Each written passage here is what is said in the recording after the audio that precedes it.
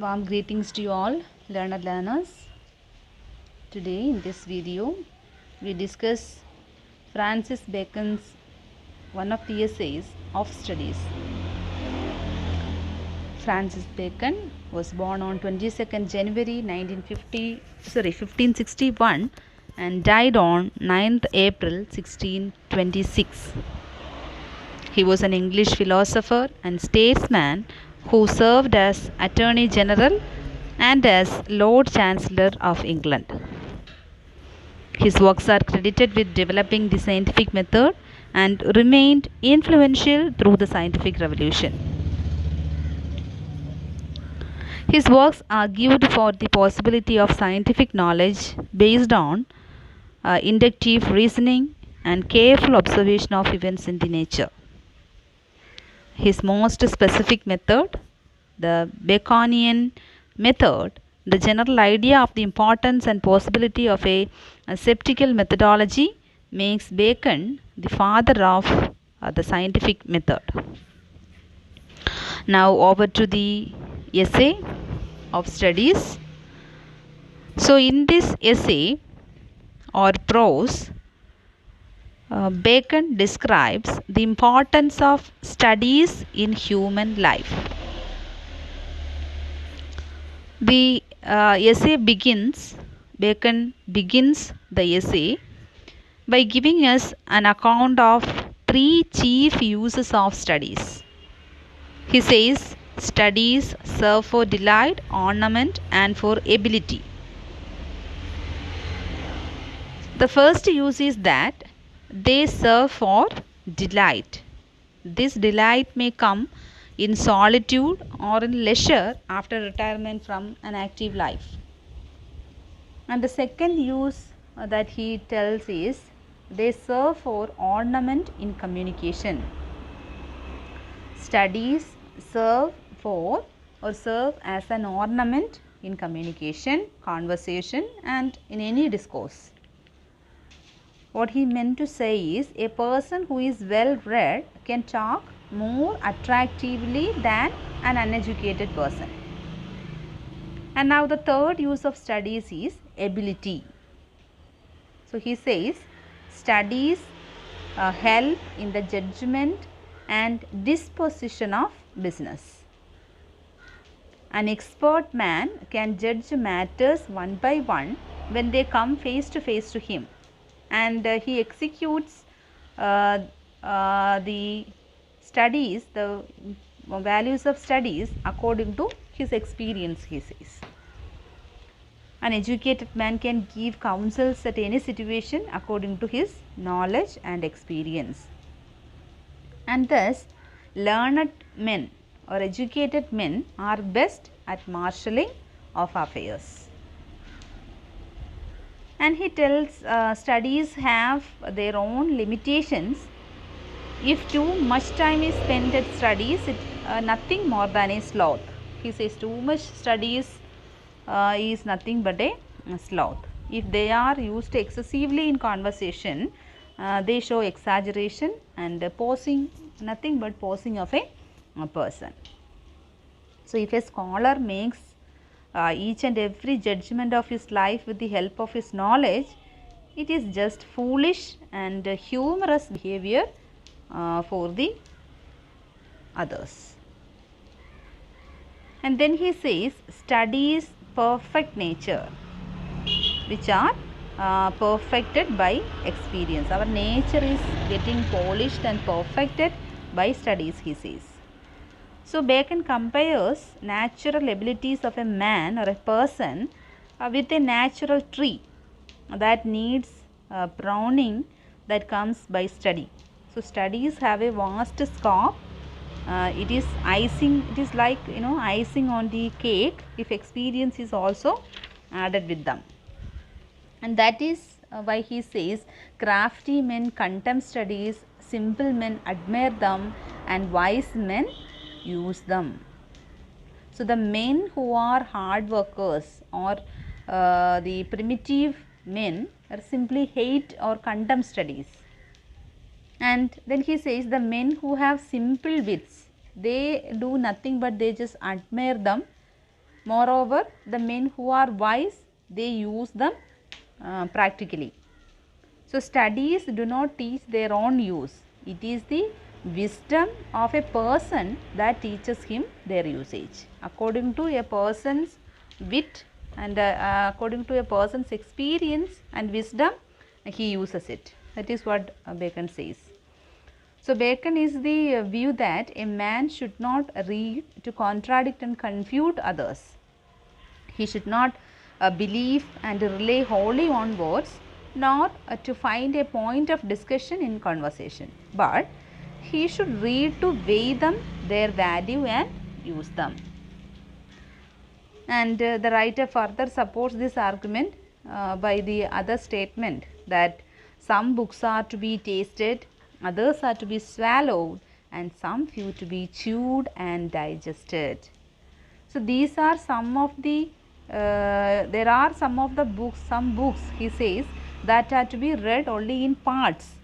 That is what he says, some books are to be tasted. Some books are to be tasted means there are some books that are to be read in parts, because they are usable for a person only at some places. So, it is not worthy to read them word by word. Okay. Next he says some others are to be swallowed. So, on the contrary, there are some books that are to be read not with curiosity, and some are to be read completely with attention and diligence, because they require the full attention of the reader. So, that is why he meant by swallowing. And the third category is some few to be chewed and digested. So, this category of books has treasures hidden in them that can be found only by readers' careful reading or diligence. So, there is another category like common distilled waters, he says, that is distilled books. These books are extracts made from other books and compiled in another book. So, these are meaner sort of books. So, Bacon says $1 million verses like reading maketh a full man, conference a ready man, and writing an exact man. So, it is reading that adds to the knowledge. This reading and studies that adds to the knowledge of a man, which makes him complete in a sense of his wit. That is what he meant by reading maketh a full man. Undoubtedly, it is conversation with others. Conference a ready man, which means conversation with others that makes a man ready for any sort of step to be taken practically on behalf of his knowledge. So, communication, importance of communication and speaking is what he meant by conference a ready man. And furthermore, it is the skill of comprehensive or innovative writing that makes a full man, because man is created to do wonders, make innovations and generate new ideas. So, this is possible only through writing. So, that is how he says writing an exact man. So, the writer describes some facts about studies. He says if a man writes little, then he needs to have a great memory to remember all the learned things. So, if a man interacts little, he needs to have a pleasant and sharp wit, and if a man read little, he should be cunning to know what he does not.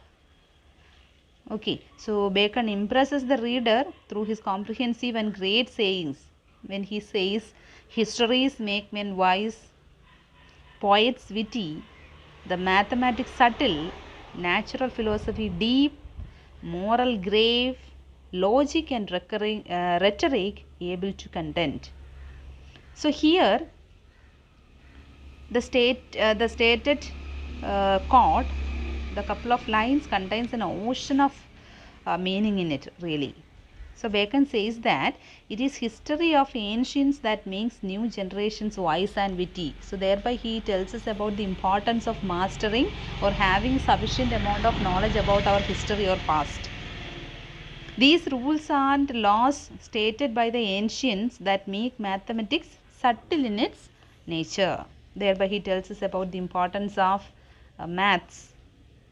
Then it is because of histories that philosophy has deeper meanings and logic, rhetoric are able to defend through arguments. So philosophy makes us more deep into the arguments.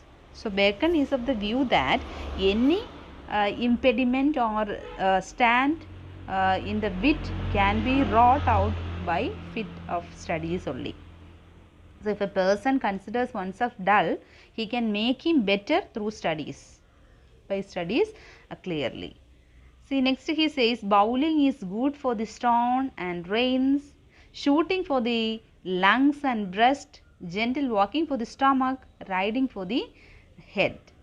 So similarly, studies also have a physical role in mortal's life, or the importance of studies in the physical world of human's life. So if a man's wit is unable to focus at a point and keeps wandering, let him study mathematics so that he may learn to demonstrate rationally. Okay, so if his wit is unable to find differences, let him study the schoolmen. If a man is not able to call up one thing to prove and illustrate another, he should study the lawyers' cases. So Bacon encloses the essay by saying, so every defect of the mind may have a special receipt. So he concludes his essay by suggesting that studies assist an individual in removing the defects of his or her mind, as every person of the human mind carries special importance for the individual and the world. So as a whole, it dealt with the benefits of studies for the individuals in their daily lives.